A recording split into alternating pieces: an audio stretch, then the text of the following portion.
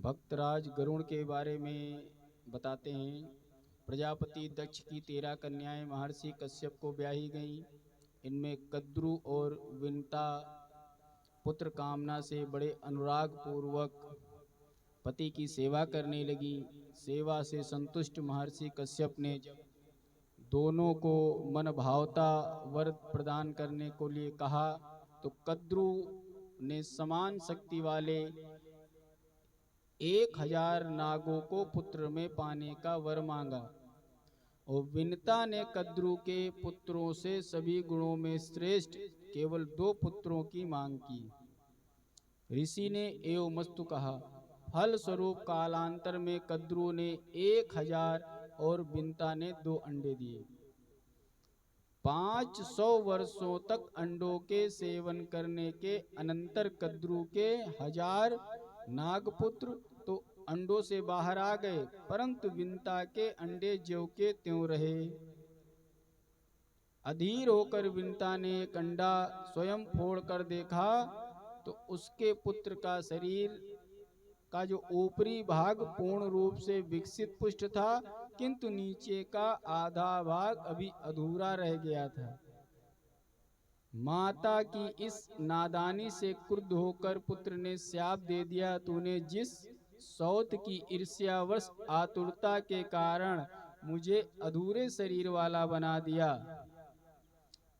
उसकी 500 वर्षों तक दासी बनकर रहेगी और ये तुम्हारा दूसरा पुत्र तुम्हें दासी भाव से मुक्त करेगा। परंतु धैर्य रखना, कहीं आतुरता में दूसरे अंडे को भी मत फोड़ देना।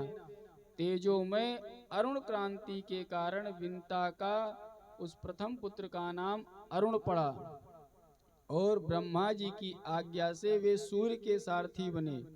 तदंतर समय पूरा होने पर श्री गरुड़ जी का जन्म हुआ। उस समय वे प्रलय काल की अग्नि के समान प्रज्वलित एवं प्रकाशित हो रहे थे।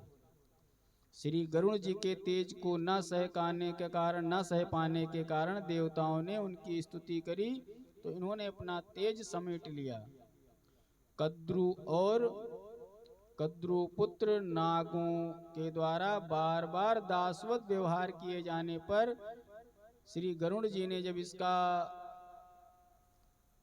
उपाय पूछा कि मेरी माँ कैसे जो है इस श्राप से मुक्त होगी, तो विनता ने कहा कि क्या कारण है, मतलब जो है विनता से पहले पूछा कि ये तुम इनकी गुलामी हो गई, तो श्राप तो दिया था अरुण ने, लेकिन विनता जो है कद्रु की गुलाम किस तरीके से हो गई, इससे कैसे बचा जाए। तो कद्रु के कपट कथा को विनता सुना रही है। बात ये हुई कि एक बार सूर्य के घोड़े अथवा क्षीर समुद्र से निकले हुए उच्च श्रवा नामक घोड़े की पूंछ के रंग के विषय में वाद विवाद हुआ। तो कद्रु ने काली बताई और विनता ने श्वेत।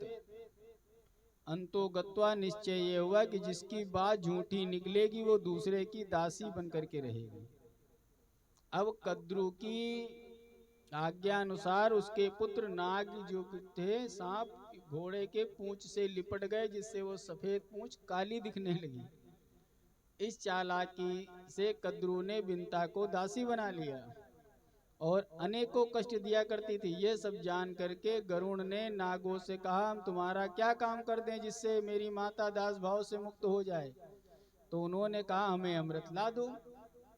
श्री गरुड़ जी माता को प्रणाम कर और आज्ञा ली। आशीर्वाद पाकर स्वर्ग में जाकर देवताओं से मांगा, अमृत तो नहीं दिया, तो अमृत के लिए युद्ध किया और अमृत के पात्र को लेकर बड़ी तेजी वहां से चले।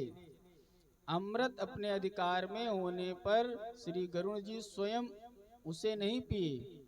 उनकी यह निस्पृहा देखकर भगवान विष्णु ने स्वयं उन्हें बिना अमृत पान के ही अमर होने की और अपनी ध्वजा पर स्थित रहने का आशीर्वाद दे दिया और प्रसन्न होकर के अपने वाहन के स्वरूप में इनको स्वीकार किया।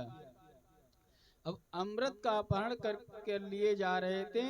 देवेंद्र ने रोष में भर करके गरुड़ जी के ऊपर वज्र का आघात कर दिया, परंतु भगवान के वर पा करके अजर अमय परम वीर बन चुके थे और वज्र की मर्यादा रखने के लिए मुस्कुराकर अपना एक पंख गिरा दिया।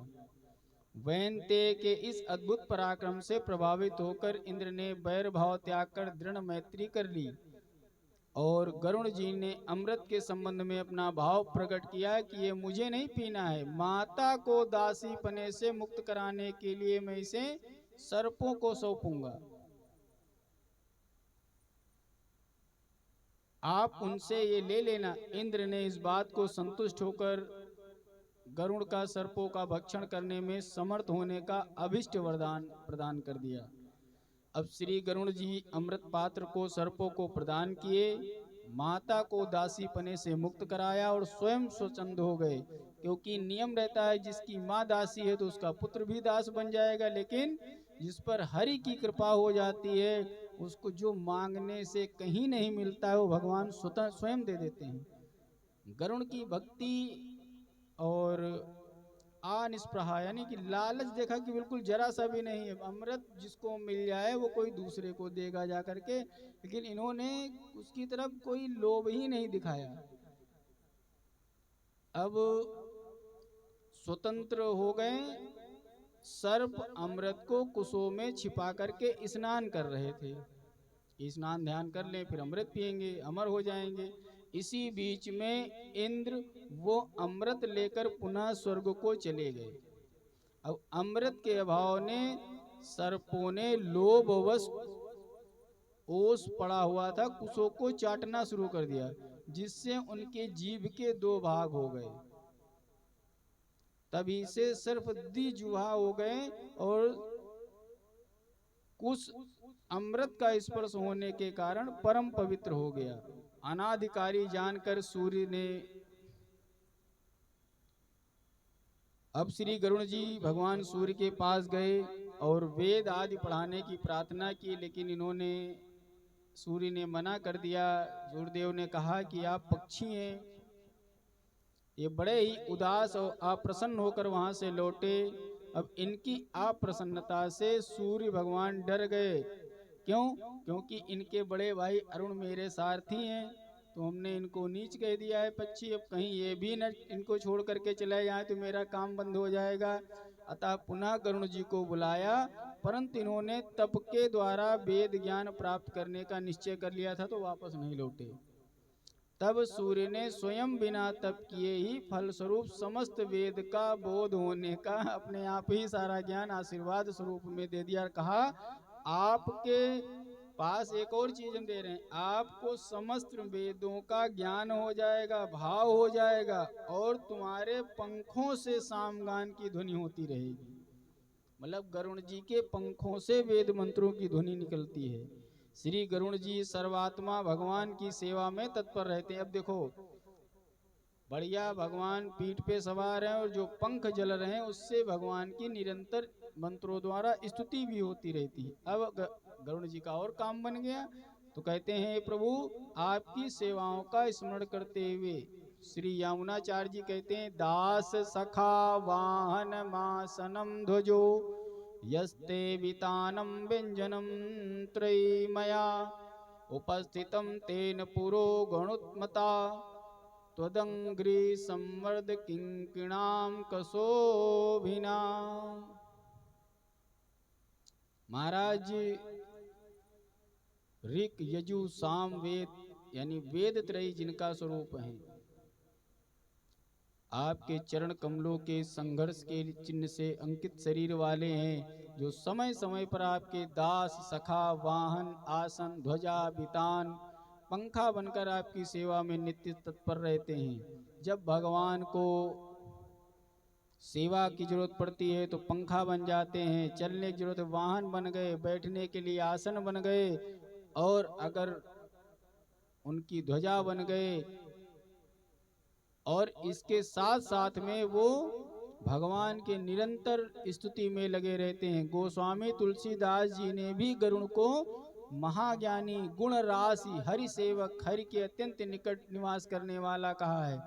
मानस में क्या कहते हैं, गरुण महाज्ञानी गुण राशि हरि सेवक अति निकट निवासी। भगवान ने अपने विभूतियों का वर्णन करते हुए श्रीमद् भागवत गीता में अपने आप को पक्षियों में वैनतेय बताया, यानी विनीता पुत्र बताया है। वैनतेयस पक्षिणानाम। महाराज अगले भाग में सुनंदादि के बारे में, भक्तराज सुनंद के बारे में बताया जाएगा। श्री राम जय जय राम। श्री राम जय राम।